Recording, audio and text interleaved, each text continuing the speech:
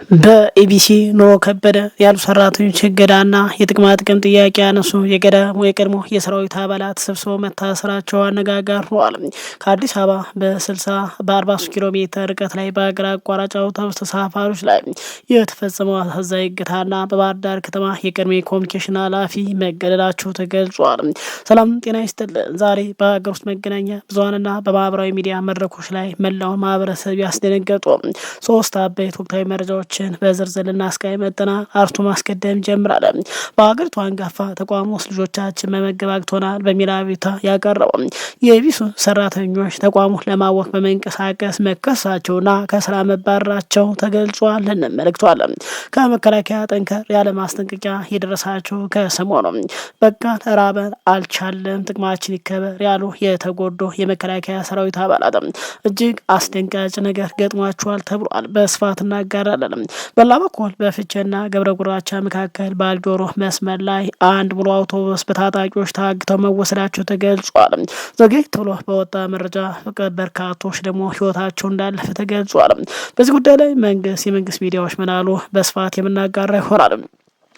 በሌላ መረጃ በባህር ዳር መሀል ከተማ ላይ አባይ ማዶ አካባቢ የቀድሞ የኮሚኒኬሽን ኃላፊ በተወሰደበት እርምጃ ህይወቱ ማለፉ ተገልጿል። እንዴት እንመለከተዋለን። በአሁኑ ሰዓት ከፍተኛ ውጥረት የፈጠሩትና እነዚህ ሶስት አበይት መረጃዎችን እስከ ቪዲዮ መጨረሻ ድረስ አንድ በአንድ ወደ እናንተ እናጋራለን። ከወዲሁ ቪዲዮ ላይክ እና ሼር በማድረግ አብራችሁን ቆዩ።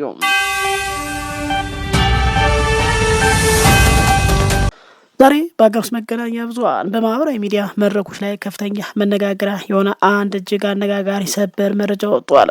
የኢትዮጵያ ብሮድካስት ኮርፖሬሽን ወይም የኢቢሲ ሰራተኞች የኑሮ ውድነት ከበደ ጥቅማ ጥቅም ይሻሻልን የሚል አቤቱታ ይዘው ወደ ዋና ስራ አስፈጻሚ ቢሮ ማምራታቸው ተቀጥሎ ከስራ መታገዳቸውና መሰናበታቸው ተሰምተዋል። ተቋሙን ለማወክ በመንቀሳቀስ የተከሰሱት የእነዚህ ሰራተኞች ዕጣ ፈንታ ምንድነው? እንመልከተው። ወደ ዝርዝር መረጃው ስናምራ በሀገሪቱ አንጋፋ በሆነው የመንግስት መገናኛ ብዙኃን የኢትዮጵያ ብሮድካስት ኮርፖሬሽን ወይም ኢቢሲ ውስጥ የሚሰሩ ቁጥራቸው ቀላል የማይባል ሰራተኞች በጋራ በመሆን ለአስተዳደር ጥያቄ ማቅረባቸው ታውቋል።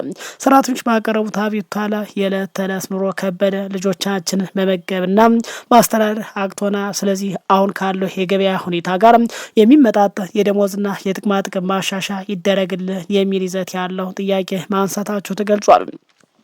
ይህንን ጥያቄዎችን በይፋ ለማስረዳትና መፍትሄ ለመሻትም ሰራተኞች በቀጥታ ወደ ተቋሙ ዋና ስራ አስፈጻሚ ቢሮ በማምራት የፊት ለፊት ውይይት ለማድረግ መሞከራቸው ተገልጿል። ይሁን እንጂ ውይይቱ ሰራተኞች በጠበቁት መልኩ እንዳልተጠናቀቀ ነው የወጡት መረጃዎች ያመላክታሉ። ይህንን ሰላማዊ የጥቅማ ጥቅም ጥያቄ ይዘው ወደ ዋና ስራ አስፈጻሚ ቢሮ የሄዱ ሰራተኞች ጉዳዩ ወዳልተጠበቀ አቅጣጫ ተቀይሮባቸዋል ተብሏል። ከአካባቢ የወጡ መረጃዎች እንደሚያሳዩት ከሆነ አስተዳድሮ የሰራተኞች ጥያቄ በአዎንታዊ መልኩ ከመመልከት ይልቅ ድርጊቱ የተቋሙን ሰላማዊ ስራ እንቅስቃሴ ለማወክና ስርዓት ለመስበር የታለመ ነው በሚል ከባድ አስተዳደራዊ ክስ መስርቶባቸዋል ተብሏል። ሁሉንም ከስራ አሰናብቷል ተብሏል። ይህን ተከትሎ ጉዳዩ በቀጥታ ወደ ከባድ የዲሲፕሊን እርምጃ የተሸጋገረ ሲሆን በአቤቱታው ላይ በዋናነት ተሳትፏል የተባለው ሰራተኞች በአስቸኳይ ከስራ የመታገድና የስራ ስንብት የመባረር ውሳኔ እንደተላለፈባቸው ታውቋል። ይህ ውሳኔ በተቋሙ ውስጥ ባሉ ሌሎች ሰራተኞችና የጋዜጠኝነት ማህበረሰቡ ዘንድ ከፍተኛ መደናገጥና ድንጋጤ መፍጠሩም ተነግሯል። ዜናው በማህበራዊ ሚዲያ ላይ በሰፊው መሰራጨቱ ተከትሎ በርካታ ዜጎችና የሰብአዊ መብት ተሟጋች አስተያየታቸውን እየሰጡ ይገኛሉ። ብዙዎቹ ማንኛውም ሰራተኛ የኑሮ ውድነት ተከትሎ የደሞዝ ማሻሻያ ጥያቄ የማቅረብ ህገ መንግስታዊ መብት አለ። ይህንን ጥያቄ በማንሳታቸው ብቻ ሰራተኞች ከስራ ማባረር ተገቢ አይደለም በማለት ውሳኔው ተቃውመውታል። በተለይ የመንግስት የልማት ድርጅትና የህዝብ ተቋማት የሰራተኞች መሰረታዊ ጥያቄ በውይይት ከመፍታት ይልቅ በሰል ጠንከር ያሉ እርምጃዎች መውሰዳቸው የውስጥ ሰላም ሊያናጋ ይችላል የሚሉ ስጋቶች እየቀረቡ ቀጥሏል። ከተቋሙ ኢቢሲ የበላይ አመራሮች በኩል ስለተባረሩ ሰራተኞች ቁጥርም ሆነ ስለ ቀጣይ መፍትሄ የሚሰጠውን ይፋዊ መረጃ በቅርብ የምንከታተልና የምናጋራ ይሆናል። በተመሳሳይ ምዕራብን ጥቅማችን አልተከበረም ያሉ የቀድሞ የሰራዊት አባላት ማለትም ባለፉት ዓመታት ከፋኖ ከሆነ ኃይሎች ጋር በተደረገ ውጊያ ተጎድተው የወጡ የሰራዊት አባላት ጥቅማችን ይከበር በማለት ወደ አደባባይ ከሰሞኑ በመውጣታቸው የተነሳ ከመከላከያ ከበድ ያለ ማስጠንቀቂያ መሰጠቱ ይታወሳል። ከዛም አልፎ በርካቶች ለስር መዳረጋቸው የወጡ መረጃዎች ገልጿል። ሌላው ከአዲስ አበባ በቅርብ ርቀት ላይ በሚገኝ መስመር ሙሉ ተሳፋሪዎች የጫነ አንድ ሀገር አቋራጭ አውቶቡስ ላይ በታጣቂዎች ጥቃት መፈጸሙና ተሳፋሪዎች ሙሉ በሙሉ መታገታቸው ተገለጸ። ዘግተው የወጡ ሪፖርቶች ደግሞ በተሽከርካሪው አሽከርካሪና በተሳፋሪዎች ላይ የደረሰው አስደንጋጭ ጉዳት ይፋ አድርገዋል።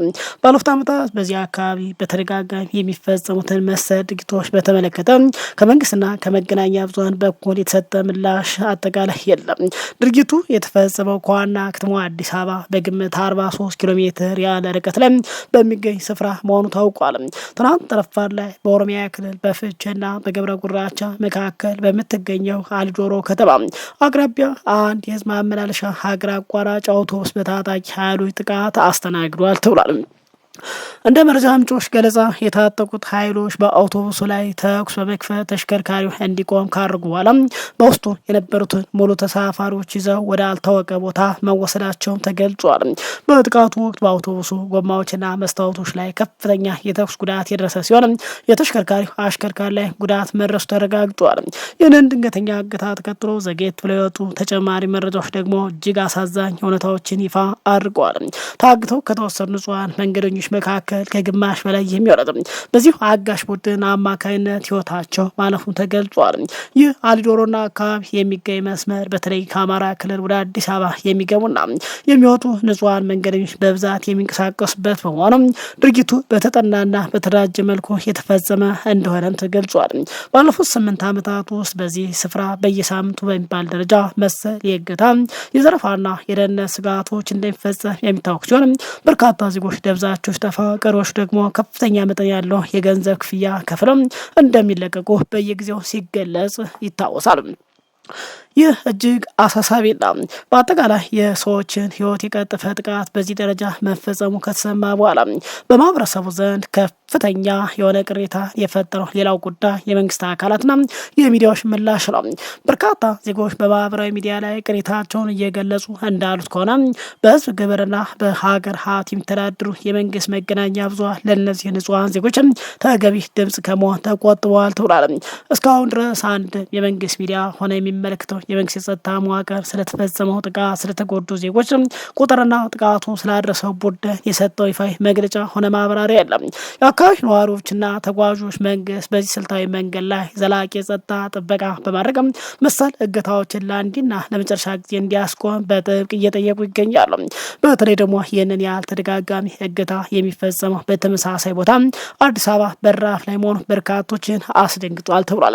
በተለይ ደግሞ ይህንን እገታ በመፍራት በርካታ የአማራ ተወላጅ በሺህ የሚቆጠሩ የአማራ ተወላጅ ወይም ከአማራ ክልል ወደ አዲስ አበባ የሚሄዱ አውሮፕላን በመጠቀም በአጠቃላይ ገንዘባቸውን እያከሰሩ እንደሆነ ይታወሳል።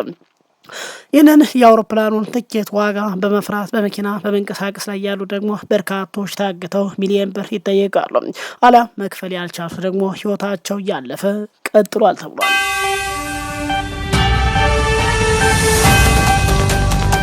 ሌላው እንግዲህ ዛሬ በአማራ ክልል ዋና ከተማ ባህር ዳር በአካባቢ የተከሰተ አንድ እጅግ አነጋጋሪና አስደንጋጭ ጸጥታ ጉዳይ ተከስቷል ተብሏል። የቀድሞ የባህር ዳር ከተማ ኮሚኒኬሽን ኃላፊ እንደነበሩ የተገለጹት አቶ ዘመነ ዘውዱ በቁጥጥር ስር መዋላቸው ወይም ደግሞ ህይወታቸው ማለፉ የሚገልጽ መረጃ ከማህበራዊ ሚዲያ ገጾች በተለይ ከአሻራና ክልሎች ሚዲያዎች የወጡ ሪፖርቶች ገልጿል። ከምርጫ 2018 ቅስቀሳ ከአካባቢ ንቅናቄ ኃይሎች ጋር ተያይዞ የተሰማው የዚህ እርምጃ ዝርዝርም በአጠቃላይ ወጥቷል። ስለዚህ ወደ መረጃው ስናመራ እንግዲህ ግንቦት 11 ቀን 2018 ዓ.ም ከአካባቢ የዜና ምንጮች የወጡ መረጃዎች እንደሚያሳዩትም ድርጊቱ የተፈጸመው በባህር ዳር ከተማ አባይ ማዶ ተብሎ በሚጠራው አካባቢ ነው። የቀድሞ የከተማ ኮሚኒኬሽን ኃላፊ የነበሩት አቶ ዘመነ ዘውዱ በዚህ ስፍራ በተወሰደባቸው ድንገተኛ እርምጃ ህይወታቸው አልፏል ተብሏል። አቶ ዘመነ ዘውዱ በአሁኑ ወቅት በክልሉና በአገሪቱ ደረጃ ሊካሄድ የታሰበው ምርጫ ለማስፈጸምና የገዢው ፓርቲ የምርጫ ቅስቀሳ በባህር ዳር ከተማ ነዋሪዎች ዘንድ ለማንቀሳቀስ በንቃት እየሰሩ የነበር የስርዓቱ ባለስልጣን እንደነበሩ ተገልጿል። ይህ ባለስልጣን ከዚህ ድርጊቱ ይታቀብ ዘንድ በተደጋጋሚ ማስጠንቀቂያ ሲሰጠው ባለመስማቱ የተነሳ በመጨረሻ ህይወቱ አልፏል ሲሉ ገልጿል። በተለይ እንግዲህ ደግሞ ከፍተኛ የመንግስት መኳንንት የሆኑት የአቶ ተመስገን ጥሩነህ እና የአቶ አረጋ ከበደ የምርጫ ቅስቀሳዎች ሲመሩ እንደነበር መረጃዎች ገልጿል። ይህንን እርምጃ ተከትሎ በአካባቢ የሚንቀሳቀሱ የህዝባዊ ኃይል ወይም ፋኖ የአርበኞች ሰራዊት በሰጡት መግለጫ የግለሰቡን እንቅስቃሴና የፖለቲካ ሴራዎችን በጥንቃቄ ሲከታተሉ እንደነበር አስታውቋል ተብሏል። ይህ የተወሰደው እርምጃ ከመንግስት ጋር በመተባበር ለሚንቀሳቀስና በህዝብ ላይ ጫና በሚፈጥሩ አካላት ላይ የተሰጠ ግልጽ ማስጠንቀቂያ ተብሏል። በአጠቃላይ ኃይሎች ጥቃቱን የፈጸሙ ኃይሎች በአማራ ህዝብ ላይ እየደረሰ ያለው ሰቆቃና ጦርነት ችላ በማለት የመንግስትን እድሜ ለማራዘም የሚንቀሳቀስ ማናቸውም አካላት በአስቸኳይ ከድርጊታቸው እንዲቆጠቡ በጥብቅ አሳስበዋል ተብሏል። መላው የአርበኞች ሰራዊት እያንዳንዱ የመንግስት ተላላኪ ሲሉ የገለጹት በቅርብ ርቀት እየተከታተሉ በሆና ከህዝብ ቁጣ ማምለጥ እንደማይቻል በመግለጫቸው ላይ አስታውቋል። ይህንን ከፍተኛ የፖለቲካ እርምጃ ተከትሎ በባህር ዳር ከተማና በአባይ ምድር አካባቢ ከፍተኛ የጸጥታ ውጥረት መፈጠሩን ተነግሯል። የመንግስት የጸጥታ ኃይሎች በአካባቢ ላይ ፍተሻና ጥበቃዎች እያጠናከሩ ሲሆን በከተማ ውስጥ ያለው የፖለቲካ ውጥረትም ከቀን ወደ ቀን እየጨመረ መምጣቱ ታዛቢዎች ገልጿል። የምርጫ 2018 የቅስቀሳ ሂደት እየተቃረበ በመጣበት በዚህ ወቅት መሰል የኃይል እርምጃዎች በፈጸማቸው በምርጫው መዳርና በክልሉ መረጋጋት ላይ ምን አይነት ተጽዕኖ ያሳድራል የሚለው የብዙዎቹ ስጋት ሆኗል። ጉዳዩ እንግዲህ በተመለከተ ከመንግስት መዋቅር በኩል ይህንን መረጃ እስከ ዘገብ ድረስ የተሰጠ ይፋዊ ምላሽ የለም። በአጠቃላይ መረጃውን እየተከታተል ወደ እናንተ የምናጋራ ይሆናል። የተከበራችሁ ተመልካቾቻችንና አድማጮቻችን በባህር ዳር ከተማ የቀድሞ የኮሚኒኬሽን ኃላፊ ላይ ስለተወሰነው እርምጃ የደረሰን ወቅታዊ መረጃ ይህን ይመስላል። በክልሉ የተባባሰ የመጣውን የፖለቲካ ውጥረትና መሰል እርምጃዎች በተመለከተ የእናንተ አስተያየት ምንድን ነው? በአጠቃላይ ሀሳባችሁን ከታች ባለው የኮሜንት መስጫ ላይ እንድታጋሩ በአክብሮት የጋበዘም መረጃው ለሌሎች እንዲደርስን ቪዲዮ ላይክ እና ሼር ማድረጋችሁን አትርሱ። ለቻናላችን አዲስ ከሆናችሁ ደግሞ ሰብስክራይብ በማድረግ የቤተሰብ አባል ይሁኑ። በሌላ ወቅታዊ መረጃ እስከምንገናኝ በያላችሁበት ሰላም ቆዩ። ሰላም ለኢትዮጵያ ሀገራችን።